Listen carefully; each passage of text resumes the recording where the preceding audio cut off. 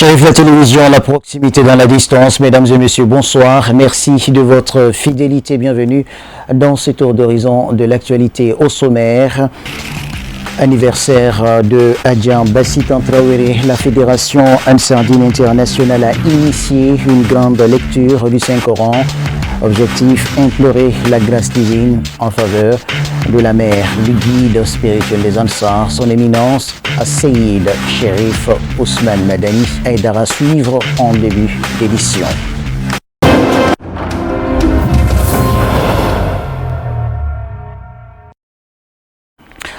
Ravi de vous retrouver sur les antennes de Chérif la télévision. Vous l'annoncez en titre à l'occasion de l'anniversaire de naissance de Adjan Bassitan Traoré, dit Abba, initié par la communauté Sénoufo de l'association Ansardine. La Fédération Ansardine Internationale a rendu un vibrant hommage à la génitrice du guide spirituel des Ansars à travers une lecture du Saint-Coran ce samedi 4 avril 2026. La cérémonie annuelle s'est déroulée dans l'enceinte de la grande mosquée chérifienne sous la présidence du guide spirituel des Ansars, son éminence Seyid Cherif Ousmane Madani Aïdara. Le reportage est signé Sadio Sidibé, Noun Kone et Ibrahim Koulibaly. Cette cérémonie de lecture du Saint-Coran vise à commémorer l'avènement de la mère du guide spirituel des Ansars dans le monde. Bassitan Traoré, affectueusement appelé Abba, était un personnage rarissime dans sa spiritualité. Ses qualités humaines et sociales ont été louées par les disciples de Seyid Cherif Ousmane Madani Haïdara. Nous sommes là dans le cadre de l'anniversaire de la naissance de notre grand-mère, Bassitan Traoré, la maman de Seyid Cherif Ousmane Madani Haïdara. Cette initiative a été prise par les Sénifo quand Bassitan elle-même était vivante. L'Ansardine internationale a pris le relais et a continué sur le même chemin. Donc nous sommes là dans ce cadre. Hier soir, on a organisé une séance de prêche. Aujourd'hui, ce soir, le Voodoo international a organisé cette lecture de Coran pour la paix, pour la miséricorde, pour la recherche de la miséricorde à tous les défunts et particulièrement à notre grand-mère Bassitan Traoré. L'initiative prise par la communauté Sénoufo a pour objectif de perpétuer les valeurs sociales et spirituelles dont la mère de Seyid Cherif Ousmane Madani Haïdara aura légué. L'objectif est de chercher, d'après l'anniversaire de la célébration de l'anniversaire de Bassitan, c'est la reconnaissance, c'est la gratitude. Donc celui qui n'est pas reconnaissant envers son prochain ne peut jamais être reconnaissant envers Allah. Donc nous les Ansars, nous ne pouvons pas remercier assez Bassitan à cause de ses bienfaits sur nous et à travers son fils et toute la famille Chérifoula. Donc c'est un peu le cadre et l'objectif de cette cérémonie d'anniversaire de Bassitan Traoré. Cette tradition sera perpétuée partout où se trouvent les Ansars, dans les 40 pays. Une pensée des cérémonies d'Ijar sont organisées en hommage et en reconnaissance à Seyda Adja Bassitan Traoré. Pour la circonstance, le guide spirituel des Ansars est aperçu à la surprise générale de tous car sa présence était incertaine. Après les installations protocolaires, Seyid Cherif Ousmane Madani Haïdara a salué l'assistance avant de remercier cordialement la communauté Sénoufo ayant initié cette lecture de Coran en hommage et en reconnaissance à sa défunte maman. Cette cérémonie d'hommage est à la fois symbolique qui dénote de la reconnaissance des Ansars envers Bassitan Traoré, arraché à l'affection des siens. Nous faisons des invocations pour que notre pays puisse retrouver la paix et la stabilité. Nous faisons des bénédictions aussi pour l'ensemble de la famille Chérifoula, les vivants et ceux qui sont décédés. Nous faisons aussi des bénédictions pour l'ensemble de la communauté musulmane, pour pour avoir le développement, l'essor et tous les bonheurs souhaités. Bassitan, c'était une femme exemplaire. C'est la maman des mamans. Donc vraiment, des mots nous manquent pour parler sur lui. Mais ce que les gens doivent comprendre tout simplement, c'est que c'est la maman de Chéri Ousmane Madane Haïdara. Donc son enfant, c'est son image. Quand on voit Chéri Ousmane Madane Haïdara, donc on n'a plus besoin de savoir comment était sa maman. Donc nous prions Allah, que Allah l'accueille dans son paradis. Et tous les défunts de l'Ansar Dine et tous les défunts du monde musulman. Auparavant, la première partie de la cérémonie a été marquée par la présence de Badr Ali Ousmane Haïdara, fils du guide spirituel des Ansars, lequel est également revenu sur les bienfaits de Bassitan Traoré. Faut-il le rappeler, l'intégralité du Saint-Coran a été lue pour la paix et la stabilité du pays, suivie de la prière pour le repos éternel de Bassitan Traoré. Fin de cycle de formation, les responsables de l'école de santé Le Djenné ont remis les diplômes de la 14e promotion. La cérémonie s'est tenue ce samedi 4 avril au Centre international de conférences de Bamako, en présence du corps professoral, des parents d'étudiants et de nombreuses autres personnalités. Le compte rendu avec Mamadou Ben Cherif Soumano et Samba Traoré. Cette cérémonie de remise de diplôme, organisée par les responsables de l'école de santé de Djenné, avait pour objectif principal d'honorer les étudiants de la 14e promotion qui ont terminé avec succès leur formation. Dans une ambiance solennelle et festive, les nouveaux diplômés ont été célébrés pour leurs efforts et leur engagement tout au long de leur parcours académique. Oui, effectivement, c'est un réel plaisir pour nous. Effectivement, le nombre d'admis à l'examen national, c'est 253, qui font 11% du taux d'admission au sein de l'école. Et nous, chaque année, après les différents examens nationaux, nous organisons ces différents types de rencontres pour échanger avec les diplômés, échanger avec les parents d'élèves et échanger avec beaucoup de personnes. Et réitérer vraiment les parents d'élèves à croire, à faire confiance à notre établissement et accompagner aussi les étudiants récipiendaires pour leur sortie afin d'être vraiment reconnaissants dans tout ce qu'ils font et qu'ils sachent quand même qu'on les accompagne au sein de l'établissement et même après leur sortie, les suivis sont comme ça. Donc c'est quand même quelque chose d'habituel chez nous depuis un moment donné, mais c'est la première fois que nous serons là avec ce taux. Oui, on est très fiers, tout l'établissement est fier, toute l'institution, tous ceux qui nous accompagnent dans ce travail, parce que faire un taux d'admission au niveau national de 91%, c'est une grande fierté. C'est ce qui nous a même motivés à les accompagner jusqu'à ce niveau et faire un grand événement pour leur sortie. Et leur montrer vraiment notre gratitude, et qu'ils sachent quand même qu'on est fiers d'eux et les accompagner aussi pour leur vie future.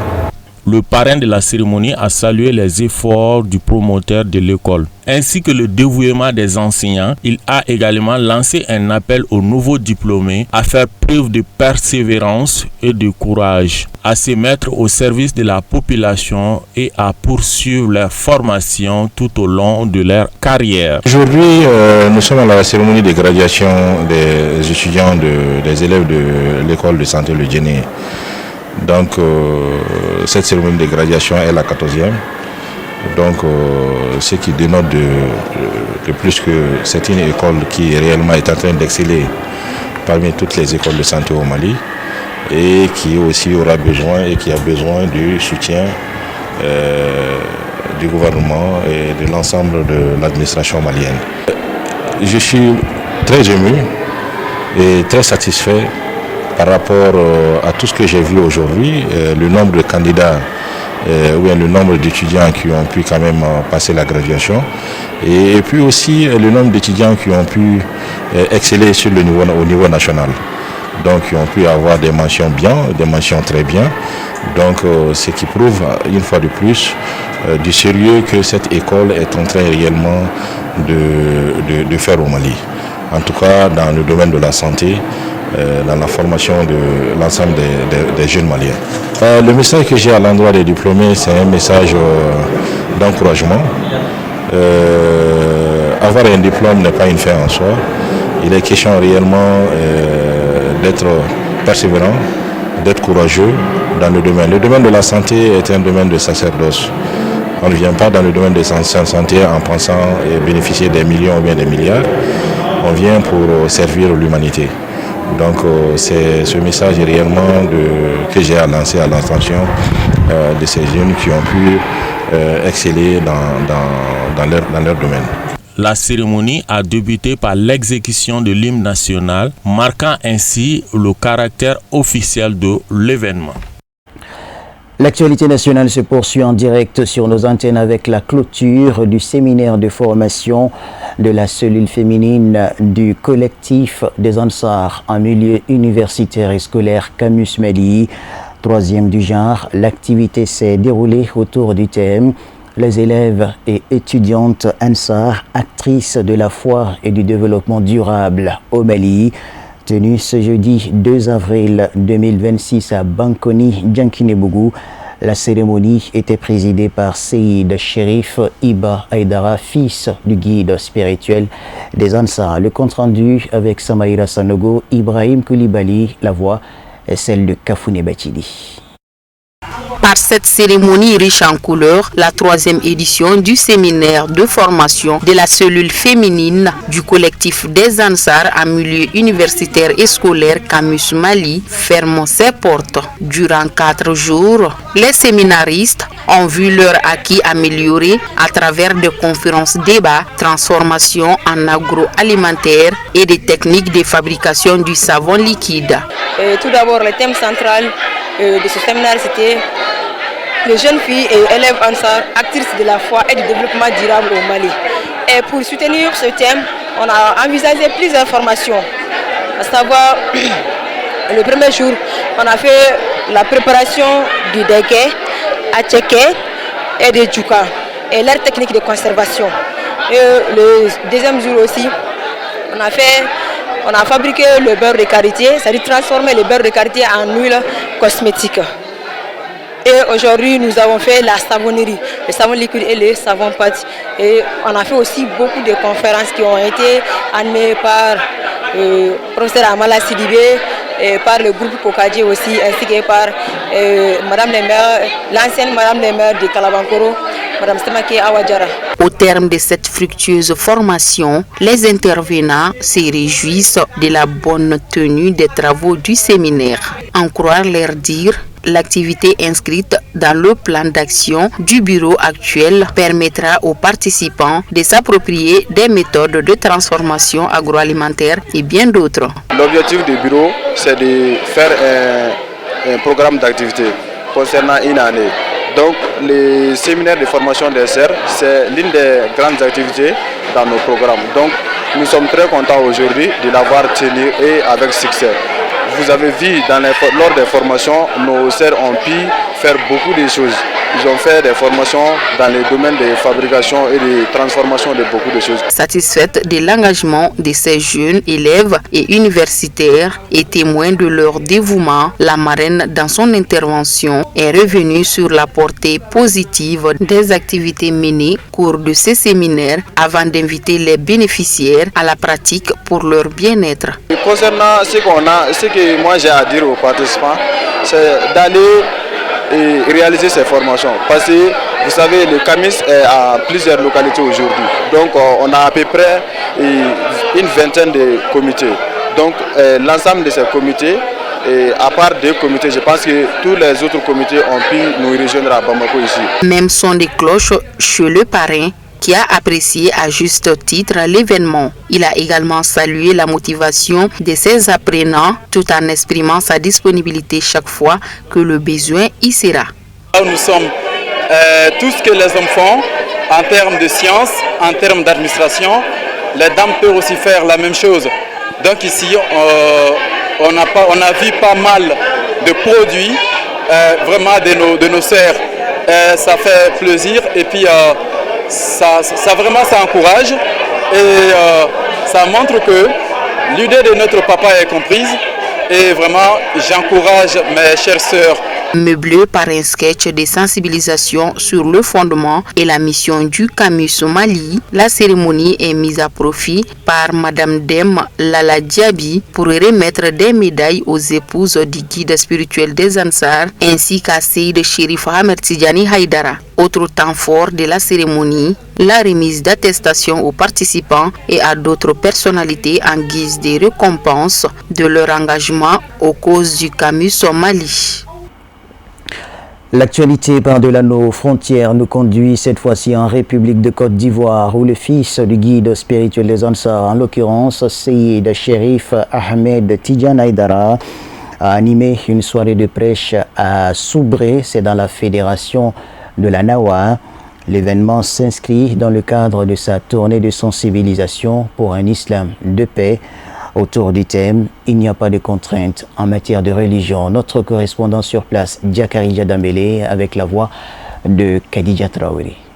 Le prodige de Seyd Chérif Ousmane Madani Haïdara a été chaleureusement accueilli par les fidèles musulmans de Soubré. Lors de cette grande soirée de prêche, il a délivré un message de paix, de tolérance et de coexistence pacifique, appelant chacun à respecter les différences et à vivre en harmonie avec les autres communautés. Il a également souligné l'importance de la liberté de culte et de la tolérance dans l'islam, rappelant que la foi est une affaire de conviction personnelle et non de contrainte. Cette soirée a rassemblé des fidèles et des responsables religieux de Soubré et de ses environs qui ont écouté avec attention les paroles de paix et de sagesse de Seyd Chérif Ahmed Tidiane Haïdara. Les responsables de la fédération de la Nawa ont exprimé leur joie face à la présence de Seyd Chérif Ahmed Tidiane Haïdara. Les autorités communales et religieuses étaient également présentes à cette soirée de prêche, témoignant de l'importance accordée à la promotion de la paix et de la tolérance dans la région de la Nawa. Le COSIM, en tant que dépositaire de la religion au niveau de la région, ne peut pas rester en marge par rapport à l'arrivée du guide. Voilà, nous considérons comme le véritable tuteur de Cheikh Ahmed Tidiane. L'islam, il est universel. Et si le guide vient, nous, en tant que responsables de la religion ici, nous ne pouvons rester en marge. Il faut que nous démontrions que nous sommes effectivement là pour soutenir le cheikh et pour soutenir l'association Ansardine qui ne ménage aucun effort quand nous avons besoin d'eux. La religion islamique et la religion chrétienne reconnaissent qu'il y a un Dieu créateur. Ça, c'est un point de départ. Je veux donc dire merci à l'association Ansardine qui fait l'honneur à l'église que nous représentons d'être tout le temps invité parmi vous. Alors, à Seyd Chérif Ahmed Tidiane Haïdara, nous sommes honorés de faire part de vos invités. À chaque activité de Ansardine, nous sommes toujours invités à prendre part à ces activités. Et Ansardine aussi, c'est une équipe qui fait beaucoup dans le social au niveau de la Nawa. Ça, c'est quelque chose à souligner et c'est quelque chose à encourager. Très ému, le parrain a partagé ses impressions.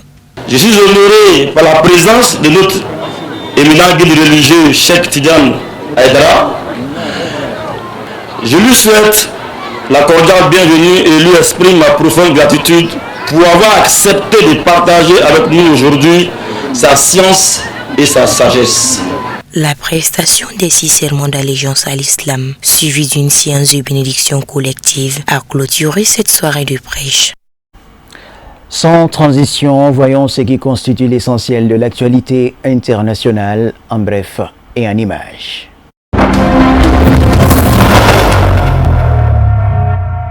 Le Sénégal entre dans une phase de rigueur budgétaire sans précédent sous l'impulsion du Premier ministre Ousmane Sonko.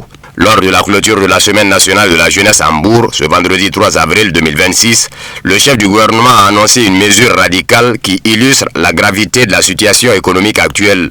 La suspension immédiate de tous les déplacements à l'étranger pour les membres de son cabinet, sauf en cas de nécessité absolue, est dûment justifiée. La raison principale de ce coup de frein brutal se trouve sur les marchés mondiaux de l'énergie. Le gouvernement sénégalais fait face à une réalité mathématique implacable, alors que le budget national avait été élaboré sur la base d'un baril de pétrole à $62. Le cours du Brent s'envole aujourd'hui autour de 115 $. Cette déconnexion totale entre les prévisions et la réalité, exacerbée par les tensions géopolitiques mondiales et les menaces sur le détroit d'Ormuz, fait peser une menace directe sur les finances publiques d'un pays déjà lourdement endetté. Ousmane Sonko a tenu à prêcher par l'exemple pour marquer les esprits. Il a ainsi confirmé avoir annulé l'intégralité de son agenda international prévu pour le mois d'avril. Des missions stratégiques au Niger, en Espagne, ainsi qu'un meeting politique d'envergure programmé à Paris ont été rayés de son emploi du temps. Pour le Premier ministre, l'heure n'est plus à la diplomatie de salon ou au rassemblement partisan à l'extérieur, mais à une gestion de crise rigoureuse pour protéger le pouvoir d'achat des Sénégalais face à la hausse inévitable des coûts de l'énergie. Cette suspension des voyages officiels n'est que le premier acte d'un plan de contingence plus vaste. Le gouvernement se prépare à une période qualifiée d'extrêmement difficile. En limitant les frais de mission et les dépenses de fonctionnement non prioritaires, l'État cherche à dégager des marges de manœuvre pour maintenir les subventions énergétiques. Les prochains jours s'annoncent décisifs puisque le ministre de l'Énergie et des Mines doit s'adresser à la nation pour détailler les mesures techniques visant à atténuer l'impact de cette flambée des prix sur le quotidien des citoyens. Pourquoi les États-Unis ne peuvent pas contraindre l'Iran à rouvrir le détroit d'Ormuz? L'Iran possède le plus long littoral du Golfe et dispose de missiles et de drones lui permettant de dominer la région. Même si les troupes américaines s'emparaient de l'île des Karg, la garder sous leur contrôle pourrait tourner au cauchemar. Elle serait en effet exposée à des attaques depuis le territoire iranien. Washington n'a que deux options, la diplomatie ou une défaite militaire totale de l'Iran. Mais cette dernière n'a rien d'une évidence, a déclaré à Sputnik Hassan Selim Ozertem, analyste en sécurité établi à Ankara. L'Iran pourrait à terme transformer le détroit en une zone de passage payant sur le modèle du canal de Suez ou du canal de Panama. D'autres pays disposant de points de passage stratégiques comme l'Indonésie par le détroit de Malacca ou l'Espagne, le Royaume-Uni par le Gibraltar pourraient suivre le même modèle. L'Iran, de son côté, rouvre le détroit d'Ormuz aux navires humanitaires. L'autorisation de passage a été accordée aux navires transportant des biens essentiels et de l'aide humanitaire vers ces ports via le détroit d'Ormuz, relate l'agence de presse iranienne Tasnim. Actuellement, seuls les pays alliés de l'Iran sont autorisés à traverser le détroit, précise-t-elle. Il s'agit de la Russie, de la Chine, de l'Inde, de l'Irak et du Pakistan. Suite au début des frappes américano-israéliennes le 28 février contre l'Iran, la République islamique a quasiment fermé le détroit d'Ormuz, voie d'approvisionnement cruciale pour le pétrole et le GNL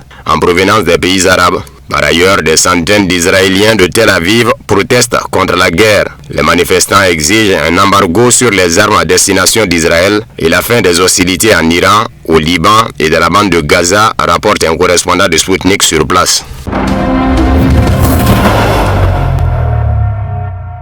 Les forces armées iraniennes, elles, ont utilisé un nouveau système de défense aérienne pour intercepter et détruire des cibles hostiles, a déclaré Ibrahim Zulfakhar, porte-parole du quartier général iranien Khatam al-Anbiya. Selon sa déclaration citée vendredi par la télévision d'État iranienne, les systèmes de défense aérienne des forces aérospatiales du corps des gardiens de la révolution islamique ont abattu un avion de chasse américain de 5e génération de pointe, un F-35, 3 drones MQ-9 et Hermes, et 2 missiles de croisière. Le système de défense aérienne au sol du corps des gardiens de la révolution islamique ont quant à eux intercepté un avion de chasse A-10 et 2 hélicoptères Black Hawk. Le corps des gardiens de la révolution islamique iranien a frappé plusieurs sites militaires américains au Moyen-Orient lors de sa 95e vague d'attaque, a déclaré le service de presse du corps des gardiens de la révolution islamique dans un communiqué cité par la télévision d'État iranienne. Selon le communiqué, les frappes ont ciblé des équipements militaires américains sur l'île de Boubiyan, au Koweït, et un système patriote à Bahreïn, ainsi que des points d'assemblage militaire américains aux Émirats arabes unis et le siège de la société américaine Oracle aux Émirats arabes unis. Le pape Léon XIV, de son côté, a déclaré que la domination est totalement étrangère à la voix de Jésus-Christ, suite aux appels du chef du Pentagone Pete Hegseth à prier pour la victoire des troupes américaines au nom de Jésus-Christ. Nous savons que tout au long de l'histoire, la mission a souvent été déformée par un désir de domination totalement étranger à la voix de Jésus-Christ. Par conséquent, il est aujourd'hui prioritaire de se rappeler que ni dans la sphère pastorale, ni dans les sphères sociales et politiques, le bien ne peut provenir de l'abus de pouvoir, a déclaré Léon XIV lors d'une messe. Plutôt, Exet a exhorté le peuple américain à prier pour la victoire et la sécurité des forces armées américaines. Chaque jour, à genoux, en famille, dans vos écoles, dans vos églises, au nom de Jésus-Christ, a déclaré le chef du Pentagone.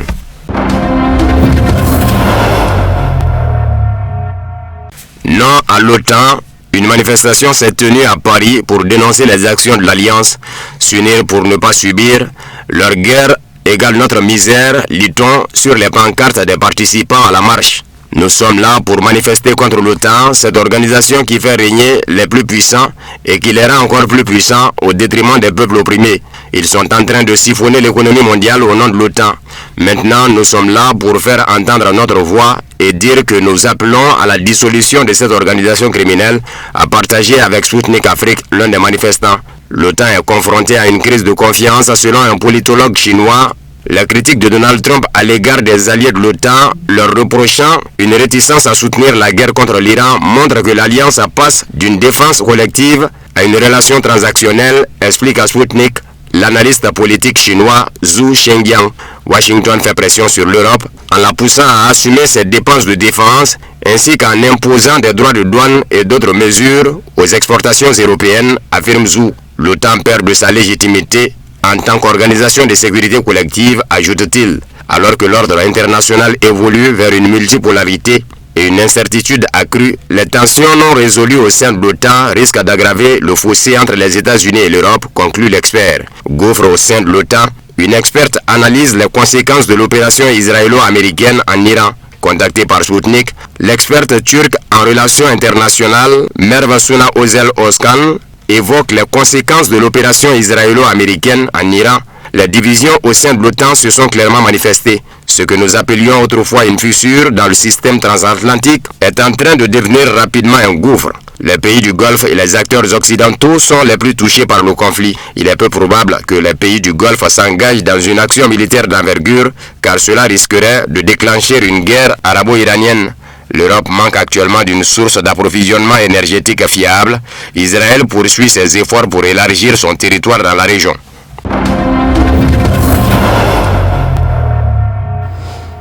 Voilà, ainsi s'achève cette édition d'information. Merci à vous de l'avoir suivi. Bonne suite de programme sur nos antennes. Bonsoir.